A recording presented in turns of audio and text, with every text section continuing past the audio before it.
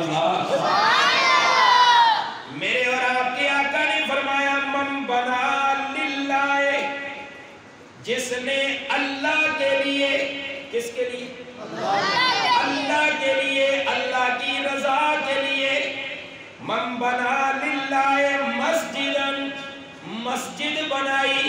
ایک حدیث مبارکہ کے اندر آتا ہے چھوٹی سی مسجد بنائی، رب کریم اس مسجد کے عوض کے اندر، اس مسجد کے بدلے کے اندر، بن اللہ لہو بیتن فی الجنہ، جنت کے اندر اس بندے کے لیے ایک گھر تیار فرماتے ہیں۔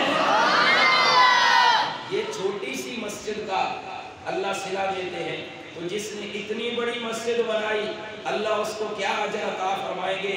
اللہ تعالی ہم سب کو مساجد کے ساتھ تعاون کرنے کی اور مساجد کو آباد کرنے کی توفیق عطا فرمائے۔ تو یہ محفل قرآن کریم کے ختم کی محفل ہے، یہاں آج قرآن کریم مکمل کیا گیا۔ ایک حدیث مبارکہ کا مفہوم ہے، قرآن کریم کے جب ختم ہوتے ہیں، قرآن کریم جب مکمل ہوتا ہے تو اللہ کے فرشتے اس محفل کو، کسی بھی دینی محفل کو، اللہ کے فرشتے اردا گرد سے گھیر لیتے ہیں اور اس محفل پہ اللہ کی رحمتیں نازل ہوتی ہیں۔ تو یقیناً آج کی اس محفل کے اوپر بھی اللہ کی رحمتیں نازل ہو رہی ہیں۔ تو یہ قرآن اللہ کا نازل کردہ قرآن ہے۔ میں نے ایک آیت کریمہ آپ کے سامنے تلاوت کی ہے، اس آیت سے پیچھے، تھوڑا سا پیچھے اگر چلے جائیں تو اللہ تعالیٰ قرآن کے اندر کیا فرماتے ہیں؟ اپنے نیک بندوں کی صفات کا تذکرہ فرماتے ہیں۔ ان میں سب سے پہلی صفت اللہ نے جو ذکر فرمائی وہ یہ ہے کہ اللہ کی کتاب کی تلاوت کرنے والے اللہ کے نیک بندے ہوتے ہیں۔ جاب کر کہیں سبحان اللہ۔ اللہ کریم فرماتے ہیں ان الذین یتلون کتاب اللہ، بے شک وہ لوگ جو اللہ کی کتاب کی تلاوت کرتے ہیں، بے شک وہ لوگ جو اللہ کی کتاب کی تلاوت کرتے ہیں۔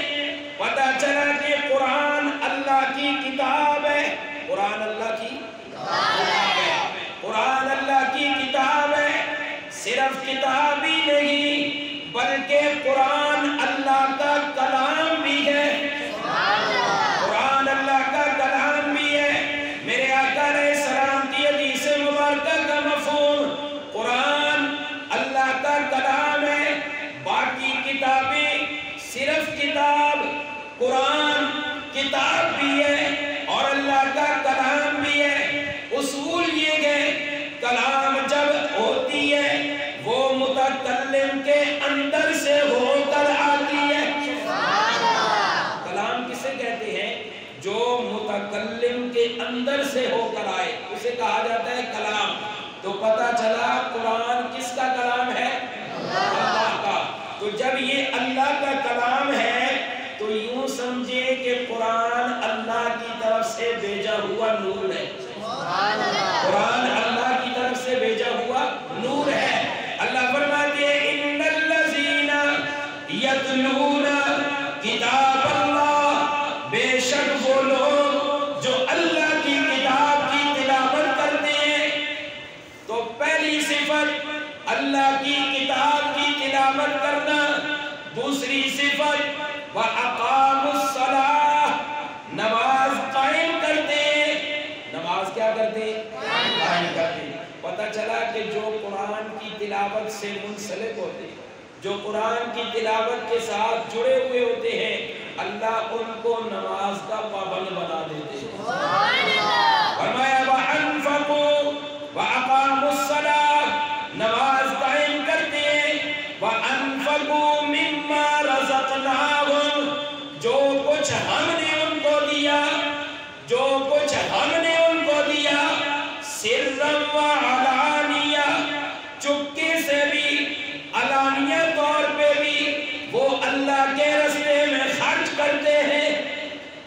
अल्लाह के कुरान की तिलावत, नमाज, और तीसरे नंबर पर इन्फाक फी सबीलिल्लाह। ये अल्लाह के नेक बंदों की अलामतें हुआ करती है। जाकर कहीं सुभान अल्लाह। अल्लाह करीम फरमाते हैं सिर्रन व अलानिया, चुपके से भी खर्च करते हैं, अलानिया तौर पे भी खर्च करते हैं। अल्लाह फरमाते हैं यरजूना तिजारतन लन तबूर, जो किताब की तिलावत करे, नमाज कायम रखे और इन्फाक फी सबीलिल्लाह करे, जहां जरूरत है आहिस्ता चुपके से सदका करने की, वो सदका उस तरह करता है।